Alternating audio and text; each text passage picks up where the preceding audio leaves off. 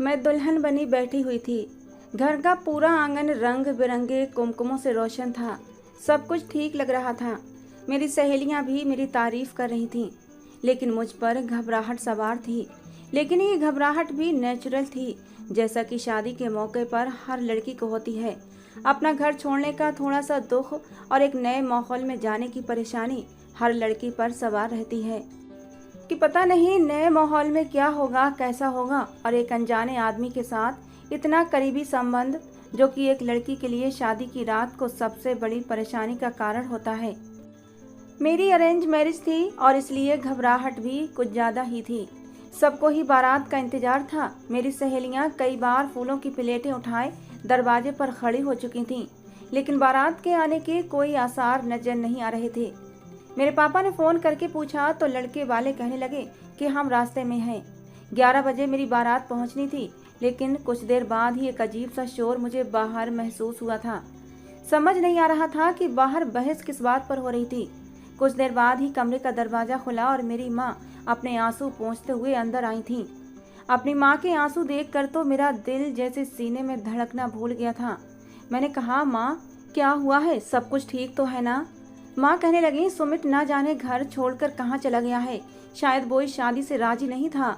घर वालों ने जबरदस्ती की होगी, इसलिए आज शाम से ही गायब है। ये सुनकर तो मुझे ऐसा लगा जैसे मेरे सर पर मेरे कमरे की छत आ गिरी हो। कहने लगी कि वो लोग आए तो हैं, माफ़ी भी मांग रहे हैं, लेकिन अब क्या हो सकता है। दूल्हा ही नहीं तो बारात का क्या फ़ायदा। लेकिन फिर भी लड़के के माँ बाप बहुत शर्मिंदा हैं और माफ़ी मांग रहे हैं। मैं रोने लगी थी।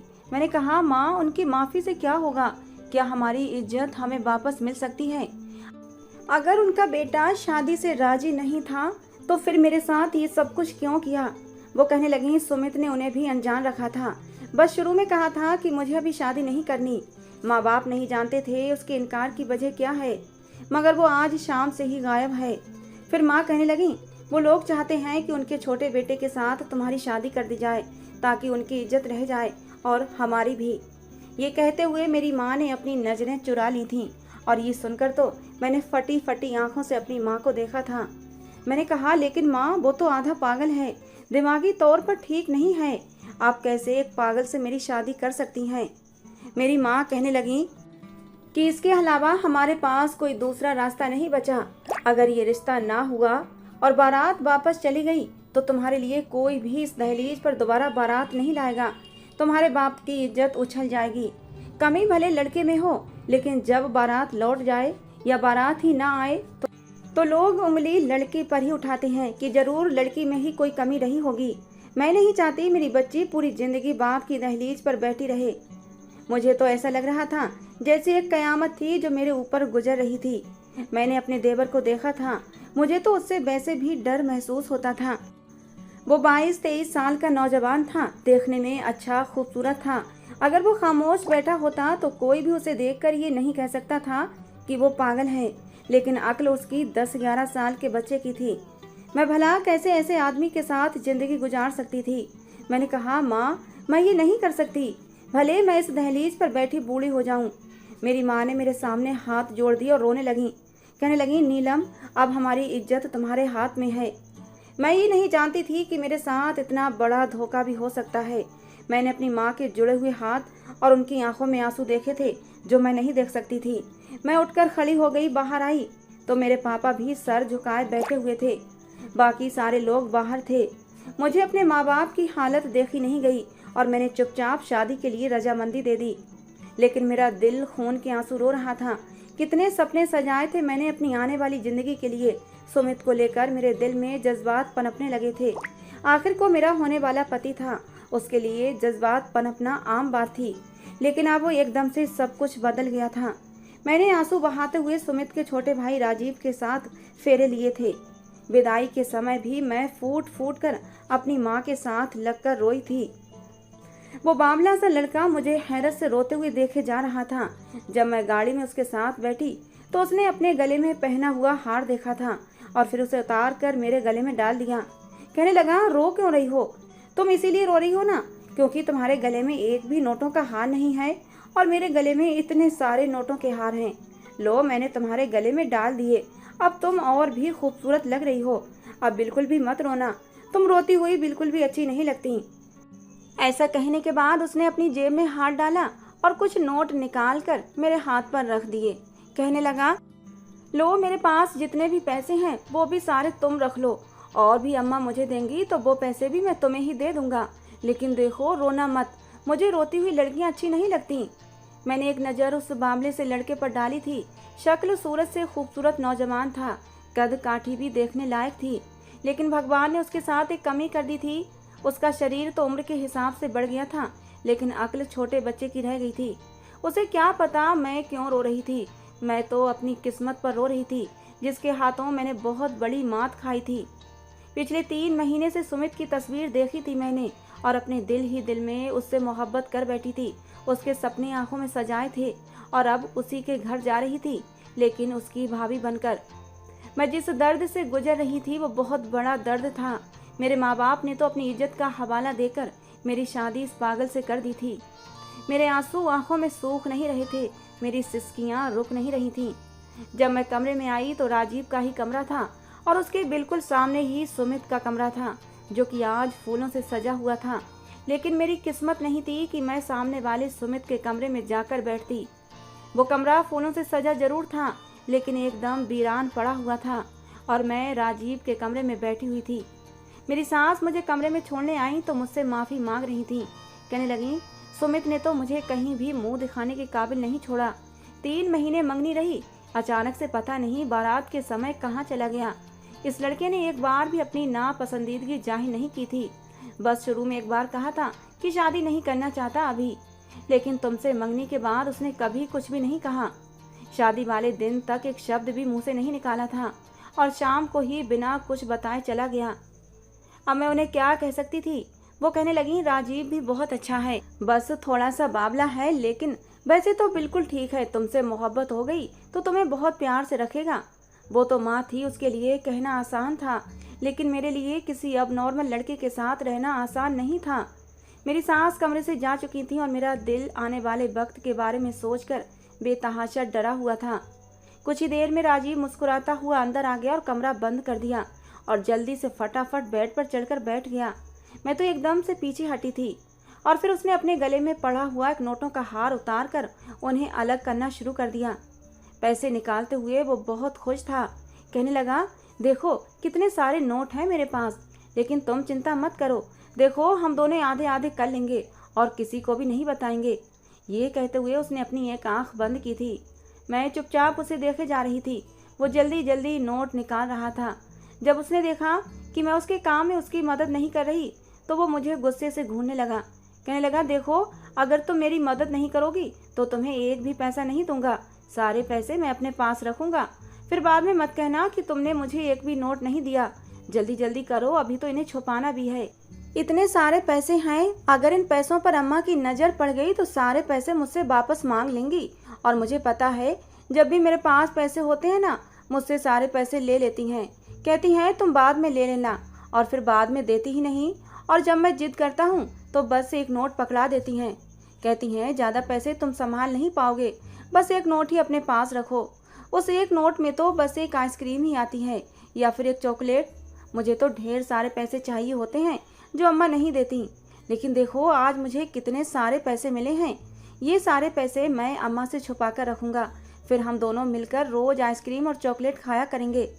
मैं चुपचाप नोट हटाने में उसकी मदद करने लगी। एक एक नोट उतार कर मैं उसे देती रही, फिर उसने वो सारे नोट मुझे पकड़ा दिए। कहने लगी, अच्छा ऐसा करो, इन्हें कहीं छुपा दो, देखो अम्मा को कभी ना मिलें। मैंने कहा ठीक है।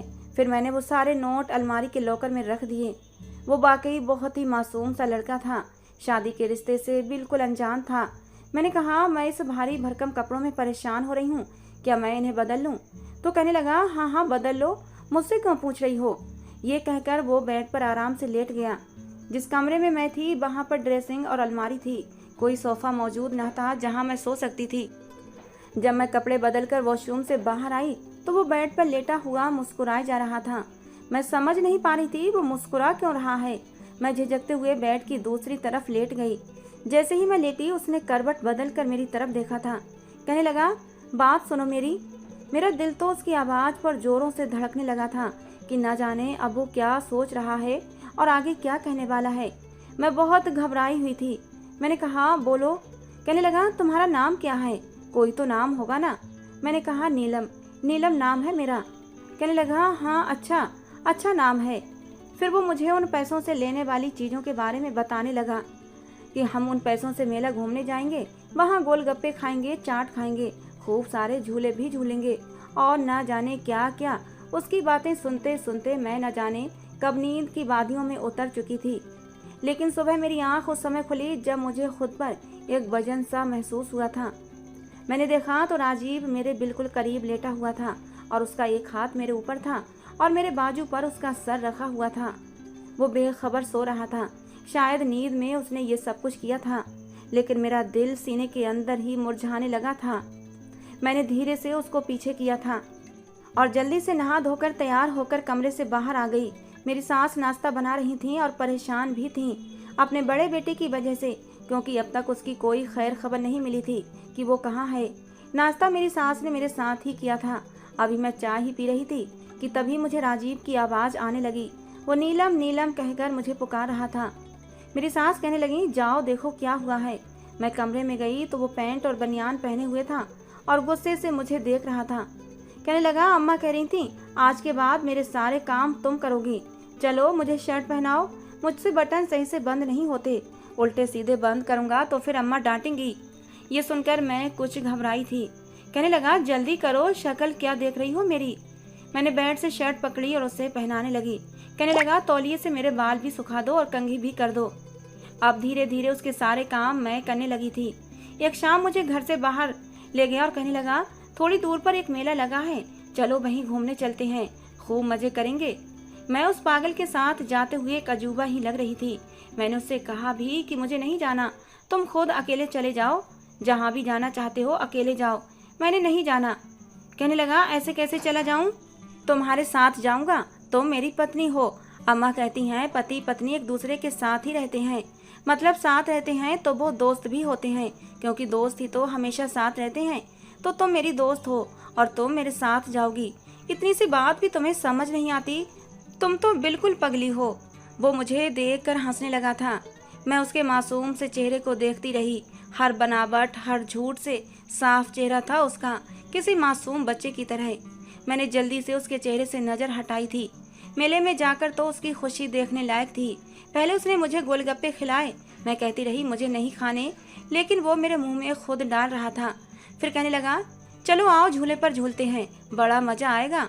मैंने कहा, राजीव मुझे डर लगता है। कहने लगा, मैं हूं ना तुम्हारे साथ, जोर से तुम्हारा हाथ पकड़ लूंगा और तुम्हें डर नहीं लगेगा। मुझे भी नहीं लगता, बड़ा मज़ा आता है। वो मुझे एक झूले पर लेकर बैठ गया और जैसे ही झूला चलना शुरू हुआ, मुझसे ज़्यादा तो चीखें उसकी निकल रही थीं। इतना शोर शराबा उसने मचा रखा था कि सब लोग उसे ही देख रहे थे। जैसे ही झूला ऊपर की तरफ जाता तो बचाओ बचाओ कहने लगता। कभी कहता, जल्दी मुझे झूले से उतारो, ये झूला मुझे फेंक देगा, मैं धम से ज़मीन पर गिरूंगा और मर जाऊंगा, इस झूले को रोको। मैंने राजीव को थोड़ा डांटते हुए कहा, तुम्हें क्या हो गया है, चुपचाप बैठे रहो, देखो सब लोग तुम्हें देख रहे हैं और इससे पहले तो तुम बड़े बहादुर बन रहे थे, अब क्या हुआ, सारी बहादुरी हवा हो गई तुम्हारी, चुपचाप बैठो और मेरा हाथ पकड़ लो। मैंने उसका हाथ कसकर पकड़ लिया था और उसे हिम्मत देने लगी। मैंने कहा, अब तुम्हें डर नहीं लगेगा, अपनी आंखें बंद कर लो। लेकिन उसका डर खत्म नहीं हुआ था। उसने मुझे कमर से कसकर पकड़ लिया और बिल्कुल अपने करीब कर लिया। वो मुझे अपने दोनों हाथों से जकड़े हुआ था। मैं चाहते हुए भी खुद को उससे छुड़ा नहीं पा रही थी। उसकी आंखें बंद थीं और मुझे अपने साथ लिपटाए हुए था। शायद अपने डर को कम करने की कोशिश कर रहा था। उसकी धड़कनें तेजी से चल रही थीं, जो मैं साफ महसूस कर रही थी, क्योंकि मेरा सर बिल्कुल उसके सीने से लगा हुआ था। वो मुझे पकड़ने के बाद अब उसकी चीखें बंद हो गई थीं, लेकिन जान तो मेरी उस वक्त निकली जब बेखुदी से उसकी उंगलियां मेरी कमर पर चलने लगी थीं। झूला तो रुक चुका था, लेकिन वो अब भी मुझसे लिपटा हुआ था। मैंने बड़ी मुश्किल से उसको खुद से अलग किया था। वो अचानक ही बुरी तरह चौंका था। सब लोगों को देखकर मैंने शर्मिंदगी से नजरें झुका ली थी। मैंने कहा, राजीव अब घर चलते हैं, बस बहुत हो गया। वो भी चुपचाप घर चला आया था, लेकिन इस हादसे के बाद उसका व्यवहार एकदम से बदलने लगा था। वो मेरे चेहरे की तरफ बड़े गौर से देखता था। एक बार मैं सो रही थी, मुझे ऐसा महसूस हुआ कि जैसे कोई अपने हाथ से मेरे चेहरे पर बिखरी लटों को पीछे कर रहा था। एकदम ही मेरी आँख खुली थी तो वो मेरे बेहद करीब था और मेरे चेहरे की तरफ ही देख रहा था। मैं एकदम से उठकर बैठ गई, अपना दुपट्टा अपने ऊपर डाला और बेड से नीचे उतर गई। इससे पहले कि मैं बाहर जाती, उसने मेरा हाथ पकड़ लिया। कहने लगा, यहाँ बैठो मेरे पास। ये कहते हुए उसने मुझे बेड पर बिठाया था और वो भी मेरे करीब हो गया। मुझे यूं लगा जैसे मेरी जान निकल रही हो। राजीव कहने लगा, इतना डरती क्यों हो मुझसे? क्या खा जाऊंगा मैं तुम्हें? मैंने कहा, नहीं, वो मुझे नाश्ता बनाना है, देर हो रही है, अम्मा को भूख लगी होगी। कहने लगा, अच्छा ठीक है, अम्मा को नाश्ता देकर मेरा नाश्ता कमरे में ही ले आना। मैंने कहा, ठीक है, ले आती हूँ। मैं तो बस उससे दूर रहने के बहाने ढूंढ रही थी। अपनी सास को नाश्ता देने के बाद मैं उसके लिए नाश्ता ले आई। मेरा इरादा यही था, उससे कहूँगी कि वो नाश्ता करे और मैं घर की सफाई करने जा रही हूँ। लेकिन जैसे ही मैंने नाश्ते की ट्रे रखी, कहने लगा, अपने हाथ से खिलाओ। मैंने कहा, राजीव, ये क्या बचपना है? कहने लगा, अपने हाथ से खिलाओ वरना ट्रे फेंक दूंगा। मैंने मजबूरन उसे अपने हाथों से नाश्ता कराना शुरू कर दिया, लेकिन आखिरी निवाले पर उसने मेरा हाथ पकड़ लिया, मेरे हाथों को गौर से देखने लगा और फिर एकदम मेरे हाथों को अपने होठों पर लगा लिया। मुझे तो यूँ लगा जैसे मेरा दिल धड़कना भूल गया हो। फिर हंसते हुए कहने लगा, तुम्हारे हाथ बहुत ही खूबसूरत हैं। मैंने जल्दी से सफाई का बहाना किया, ट्रे उठाकर बाहर आई, लेकिन मेरे दिल की धड़कनों में शोर मचा हुआ था। पूरा दिन मैं कमरे में नहीं गई थी, इधर उधर कामों में अपने आप को बिजी रखा, लेकिन रात को तो कमरे में जाना ही था। मैं कमरे में गई तो वो बेड पर ही लेटा हुआ था, उसकी नज़रें मेरे ऊपर ही टिकी हुई थीं। मैं बहुत ज़्यादा नर्वस थी। मैं हाथों से चूड़ियाँ उतार रही थी जब वो मेरे पास आ गया। मेरी चूड़ियों से भरी कलाई को पकड़कर मेरी चूड़ियों से खेलने लगा। मैं अपना हाथ उससे छुड़ाने लगी तो उसने मजबूती से मेरा हाथ पकड़ लिया। कहने लगा, क्या बात है, हाथ क्यों छुड़ा रही हो? फिर कहने लगा, तुम्हारे हाथों में चूड़ियाँ बड़ी ही अच्छी लगती हैं। उसकी नज़रें अब भी मुझ पर टिकी हुई थीं। इस वक्त वो कहीं से भी पागल नहीं लग रहा था। अचानक ही उसके चेहरे पर शरारत उभर आई थी। कहने लगा, मुझे डर लग रहा है। मैं उसकी बात समझ नहीं पाई थी तो वो एकदम से हंसने लगा। बोला, जानती हो, जब हम मेले पर गए थे मुझे डर लग रहा था, तुमने मुझे अपने साथ लगा लिया तो मेरा सारा डर खत्म हो गया था। लेकिन उसके साथ साथ कुछ और भी हुआ था जो मुझे बहुत अच्छा लग रहा था, और उसकी बात सुनकर मेरा दिल धक से हुआ था। भले ही उसकी अक्ल 10-11 साल के बच्चे की थी, लेकिन उसका शरीर 23-24 साल की उम्र का था। वो भरपूर मर्द था और मेरी संगत ने उसके जज्बातों को भड़का दिया था। मैं उससे अपना हाथ छुड़ा रही थी, लेकिन वो मुझे बड़ी बेताब नज़रों से देख रहा था। और फिर उसने तो मुझे सोचने का मौका भी नहीं दिया और खींच कर मुझे अपनी बाहों में भर लिया और मेरे होठों पर अपने होठ रख दिए। उसके बाद तो वो मुझे बेतहाशा चूमने लगा था। पति पत्नी का जो रिश्ता होता है वो शायद नेचुरल होता है, और वो मेरा पति था। भले ही अब नॉर्मल था, लेकिन मेरा पति था और उसकी संगत पाकर मैं भी पिघलने लगी थी। हमारे बीच बिना किसी के कुछ बताए सब कुछ हो चुका था। राजीव बहुत खुश था, बार बार खींचकर मुझे अपने गले से लगाता, मेरे माथे को चूमता और कहता, नीलम, तुम मुझे बहुत अच्छी लगती हो, कहीं मत जाना मुझे छोड़कर, तुम मुझे बहुत अच्छी लगती हो, तुम्हारे बिना मैं मर जाऊंगा। अब तो उसकी बेताबियां मेरे लिए और भी ज़्यादा बढ़ गई थीं। हर वक्त मुझसे करीब रहने की कोशिश करता, हर वक्त नीलम नीलम पुकारता रहता। मैंने भी राजीव को अपनी किस्मत समझकर स्वीकार कर लिया था। हमारी शादी को 15 दिन गुजर गए थे कि अचानक से दरवाजे पर दस्तक हुई थी। मेरी सास ने दरवाज़ा खोला तो सामने खड़े आदमी को देखकर मैं सांस लेना भूल गई थी, क्योंकि सामने जख्मी हालत में सुमित खड़ा था। मैं तो उस वक्त अपने कमरे में मौजूद थी। राजीव एक बार फिर जिद पकड़े हुए था कि अपने हाथों से आज मेरे बाल बनाओगी। एक बार बाल बना दिए थे, लेकिन फिर से बाल बिखेर कर कहने लगा कि मैं फर्श पर बैठ जाता हूँ और तुम बेड पर बैठकर मेरे सर का मसाज कर दो, मुझे बहुत अच्छा लगता है। और मैं सारे काम छोड़कर उसके सर का मसाज करने लगी थी। उसकी हरकतें तो मुझे भी बहुत ही बचकानी लगती थीं, मगर मैं मजबूर थी। मैंने खुद को हालात के धारे पर छोड़ दिया था और राजीव में ही अपनी खुशी ढूंढने लगी थी, इसीलिए मैं उसके सारे काम कर देती थी। और अब भी मैं राजीव के सर का मसाज कर रही थी कि मेरी सांस के चीखने की आवाज़ आई थी। मैं और राजीव जब कमरे से बाहर आए तो सामने का मंजर देखकर जैसे मुझ पर आसमान गिरा था, क्योंकि सामने जख्मी हालत में सुमित खड़ा था। मैं तो हैरान हुई थी, मुझसे भी ज़्यादा हैरान सुमित था। मेरी सास सुमित को पकड़कर सोफे पर बिठा चुकी थी। उसके माथे पर, बाजू पर, पैर पर जगह जगह पट्टियां बंधी हुई थीं। अब भी वो लड़खड़ाकर चल रहा था। उसका चेहरा भी सूजा हुआ था। मेरे ससुर भी आ चुके थे। मैं तो जैसे पत्थर की बनी पीछे खड़ी थी। मेरे साथ तो एक बहुत बड़ा हादसा हुआ था, इसलिए कुछ भी बोल नहीं पा रही थी। लेकिन राजीव तो सुमित का भाई था। वो भी यूं दूर खड़ा था जैसे वो भी आगे आने वाले खतरे को भांप गया हो। मेरी सास रो रो कर सुमित से पूछ रही थी, तुम कहाँ चले गए थे बेटा? जानते भी हो शादी वाले दिन हमें कितनी बेइज्जती का सामना करना पड़ा था। सुमित बहुत परेशान था। उसकी आंखों में आंसू थे। जब उसने पलट कर मुझे देखा, कहने लगा, आप मेरी अमानत इसी घर में ले आई माँ, आपने बहुत अच्छा किया। फिर सुमित बताने लगा कि उस दिन मैं और अपने दोस्त के साथ सैलून गया था ताकि तैयार हो सकूं, मगर रास्ते में मेरे दोस्त की गाड़ी खराब हो गई थी। मैंने उसे गाड़ी लेकर मैकेनिक के पास चले जाने के लिए कह दिया और खुद टैक्सी में बैठकर सैलून जाने लगा कि वो फिर मुझे वहां से लेने आ जाता। मगर रास्ते में ही मेरा एक्सीडेंट हो गया और उसके बाद मुझे कुछ भी होश न रहा। जब होश आया तो 15 दिन गुजर चुके थे। मैं जल्दी जल्दी से वहां से भागा कि आज तो मेरी शादी थी, कहीं ज़्यादा देर न हो गई हो। मगर डॉक्टर ने मुझे बताया कि तुम पिछले 15 दिन से बेहोश हो। तुम्हारे सर पर बहुत चोट आई थी। तुम्हारे पास मोबाइल भी नहीं था जो हम अब तुम्हारे घर वालों को खबर दे पाते। बस पिछले 15 दिन से अस्पताल में पड़े हो। और आज जब मेरी तबीयत कुछ संभली तो मैं जल्द से जल्द घर चला आया। इस खुलासे ने तो जैसे मेरी जिंदगी बदल कर रख दी थी। मैं कई बार नज़र बचाकर सुमित को देख चुकी थी। इस बात में कोई शक नहीं था कि वो एक खूबसूरत हैंडसम नौजवान था और 3 महीने तक मंगनी रही थी और मेरे दिल में उसके लिए जज्बात पनपने लगे थे। मगर उसका वापस लौट आना मेरी ज़िंदगी में एक बहुत बड़ा तूफान ले आया था। अब मेरी शादी उसके छोटे भाई से हो चुकी थी। मैं तो जैसे किसी बीच मझधार में फंसकर रह गई थी। जब सास ने सुमित को बताया कि तुम्हारे जाने के बाद हमने इज्जत रखने की खातिर राजीव से नीलम की शादी कर दी, तो ये सुनकर सुमित का चेहरा एकदम से फक पड़ा था। वो जितना हैरान होता उतना कम था। वो अपनी माँ से चीखने चिल्लाने लगा, कहने लगा, आप लोगों ने मेरे साथ ये क्या कर दिया? बेइज्जती होती थी तो होती रहती, कम से कम आप लोग मेरी मोहब्बत को इस पागल के हवाले ना करते। अरे मैं तो नीलम से मोहब्बत करता था, उसके साथ जिंदगी गुजारने के बारे में सोच चुका था। फिर आपने मेरे साथ इतना बड़ा धोखा कैसे कर दिया?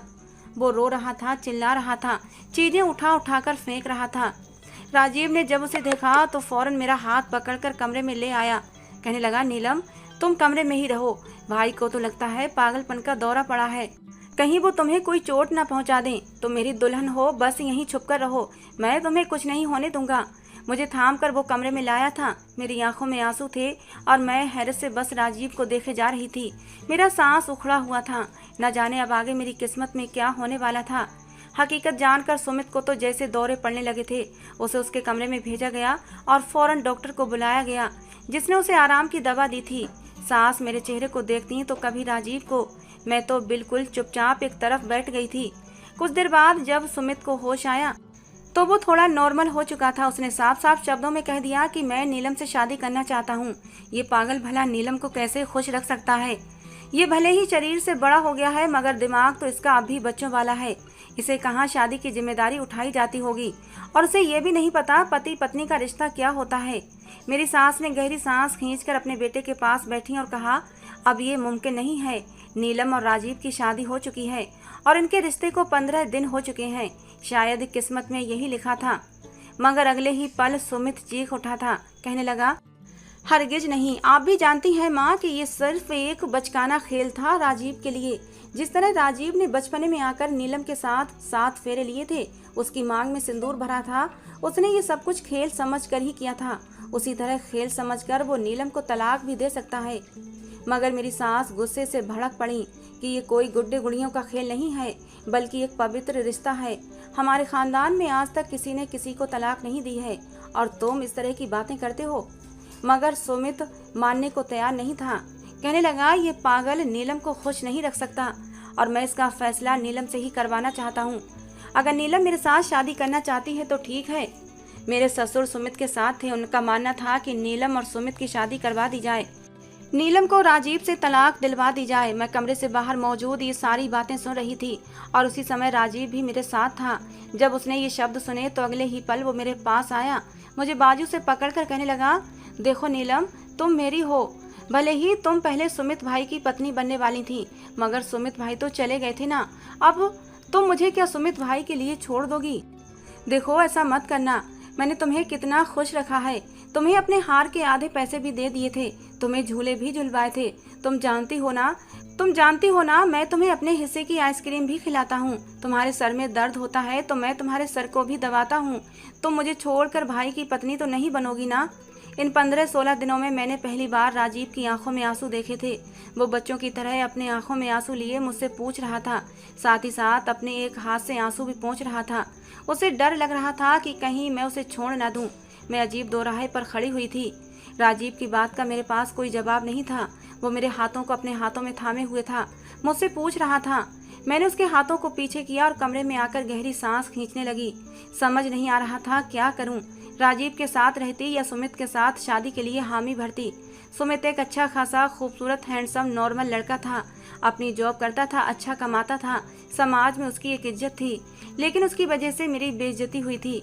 मैं मानती हूँ एक हादसा था, लेकिन शायद ये हादसा भी तभी हुआ था ताकि मेरी शादी राजीव से हो सके, कि मेरी किस्मत में राजीव लिखा था। अगर राजीव को देखा जाए तो भले ही वो बचपना रखता था, उसकी दिमागी हालत सही नहीं थी, लेकिन जब से शादी हुई थी तब से वो मेरे साथ काफ़ी बदल चुका था। मैं जो कहती वही करता। उसका प्यार, उसकी मोहब्बत और इतना ख्याल रखना, इस सब के बावजूद मैं उसे कैसे अकेला छोड़कर उसके भाई के साथ रिश्ता बना सकती थी? इसी तरह की 1000 बातें थीं जो मेरे दिमाग में गूंज रही थीं। लेकिन शायद सुमित जीत चुका था, उसकी बातें मजबूत थीं और मैं इनकार न कर सकी। मैंने सोच लिया मैं सुमित से शादी कर लूंगी। मैं अपने कमरे में बैठी थी कि तभी राजीव कमरे में दाखिल हुआ। एक नज़र उठाकर जब मैंने उसे देखा तो वो सर झुकाए हुए था। शायद घर में चलने वाली बातें और फिर सबका सुमित के हक में बोलना सुन सुनकर वो जान चुका था कि बहुत जल्दी मेरा और उसका रिश्ता ख़त्म होने वाला है। मैंने एक नज़र उठाकर उसे देखा तो वो सर झुकाए हुए चलता हुआ बेड पर बैठा था। उसकी आंखों में अब भी आंसू थे जिन्हें वो बार बार पोंछ रहा था। आज वो कहीं से भी छोटा बच्चा नहीं लग रहा था। एक पल के लिए मेरे दिल को कुछ हुआ था। कितनी देर तक वो खामोश बैठा रहा, फिर उठकर मेरे पास आया, घुटनों के बल मेरे सामने बैठकर कहने लगा, नीलम, मैं पूरी कोशिश करूंगा मैं बिल्कुल सुमित भाई जैसा बन जाऊं। मैं सिर्फ और सिर्फ अपनी माँ से मोहब्बत करता था, वो मेरा बहुत ख्याल रखती थी। लेकिन फिर तुमसे शादी हुई तो मैं तुम्हारा भी बहुत ख्याल रखने लगा। मुझे तुमसे प्यार हो गया। मैं तुम्हारे बगैर नहीं रह सकूंगा। अगर तुम सुमित भाई की पत्नी बन गई और उसके कमरे में चली गई तो मैं कैसे ये सब कुछ बर्दाश्त करूंगा? मुझे तो तुम्हारे पास सोने की आदत हो चुकी है। तुम मेरे सर में मसाज करती हो, मुझे डर लगता है तो मैं तुम्हारे गले लग जाता हूँ, तुम्हें थाम लेता हूँ तो मेरा सारा डर खत्म हो जाता है। अगर तुम सुमित भाई के पास चली गई तो फिर सुमित भाई तुम्हें मेरे पास नहीं आने देंगे। भले ही वो बच्चा था लेकिन उसके दिल में मेरी मोहब्बत आ चुकी थी। उसकी इस तरह की बातें सुनकर मेरी आंखों से आंसू छलक पड़े थे। मेरे लिए अब सिर्फ और सिर्फ राजीव ही था। राजीव जैसा भी था मगर मेरे दिल में अपनी जगह बना चुका था। वो पहला मर्द था जो मेरे जीवन में आया था। और फिर अगली सुबह तक मैं फैसला कर चुकी थी। मैंने अपनी सास को भी बता दिया कि मैं सिर्फ और सिर्फ राजीव के साथ ही अपनी ज़िंदगी गुजारूंगी। सुमित का होना ना होना मेरे लिए कोई मायने नहीं रखता। मेरे इस फैसले पर मेरी सास भी कहीं ना कहीं खुश थी, मगर सुमित बार बार मुझे मजबूर कर रहा था कि मैं राजीव को छोड़ दूं। उसी शाम अचानक मेरी तबीयत अचानक खराब होने लगी। मैं बर्तन धो रही थी जब मुझे चक्कर आए थे। कुछ समझ नहीं आ रहा था, सब कुछ धुंधला सा दिखाई देने लगा। मैंने सास को आवाज़ दी मगर सास अपने कमरे में सो रही थी। मैंने राजीव को कई बार आवाज़ लगाई, वो अपने कमरे में आराम कर रहा था मगर मेरी आवाज़ पर भागा हुआ किचन में आया था। मेरी ख़राब तबीयत देखकर फ़ौरन अपनी माँ को उठाया।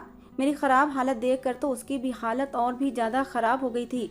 मुझे हॉस्पिटल लेकर जाया गया और जहाँ ये बात सामने आई कि मैं माँ बनने वाली हूँ, ये खबर तो मेरी सास के लिए हैरान कर देने वाली थी। वहीं सुमित भी हक्का बक्का रह चुका था। राजीव को जब पता चला वो बाप बनने वाला है तो वो खुशी से वहीं पर सबके सामने मुझसे गले लग चुका था। कहने लगा, हमारी बिल्कुल तुम जैसी प्यारी सी बेटी होगी और मैं उसका नाम परी रखूंगा, मेरी और तुम्हारी प्यारी सी परी। सास तो फौरन ही मुझे गले लगाकर बधाई दे रही थी और मैं तो शर्म से लाल हो रही थी, मगर राजीव का हाथ अब भी मेरे हाथ में था। जब सुमित ने ये सुना तो उसके बाद वो बिल्कुल खामोश हो गया था। उसे यही लगता था कि मेरे और राजीव के बीच कोई भी रिश्ता नहीं बना है, इसीलिए वो मुझे अपनाना चाहता था। लेकिन अब उसे पता चल चुका था कि मेरे और राजीव के बीच शादीशुदा रिश्ते की शुरुआत हो चुकी थी, तो सुमित ने अपने कदम पीछे कर लिए थे। उसका अब इस घर में रहने का कोई फायदा नहीं था। उसकी जॉब दूसरे शहर में थी और वो अपनी जॉब के सिलसिले में वहीं चला गया।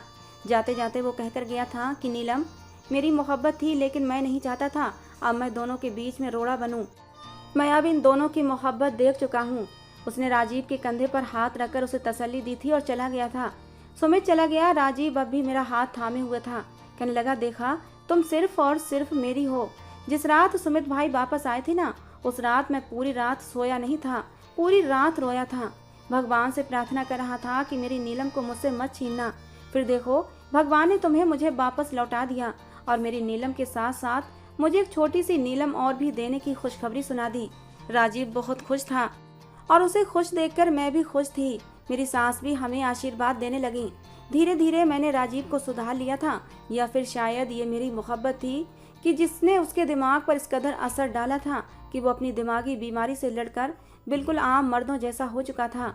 लोगों में उठने बैठने भी लगा था, साथ ही उसका इलाज भी चल रहा था और कुछ ही सालों बाद वो बिल्कुल नॉर्मल हो गया था। शायद ही इतनी मोहब्बत मुझसे कोई और कर पाता जितनी राजीव ने मुझसे और अपनी बेटी से की थी। दोस्तों, कहानी कैसी लगी जरूर बताना। पसंद आई हो तो प्लीज़ लाइक करना। रोज एक नई कहानी सुनने के लिए हमारे चैनल को भी सब्सक्राइब करना। कहानी को पूरा अंत तक सुनने के लिए आप लोगों का बहुत बहुत धन्यवाद। दोस्तों, मिलते हैं अगली किसी नई कहानी के साथ।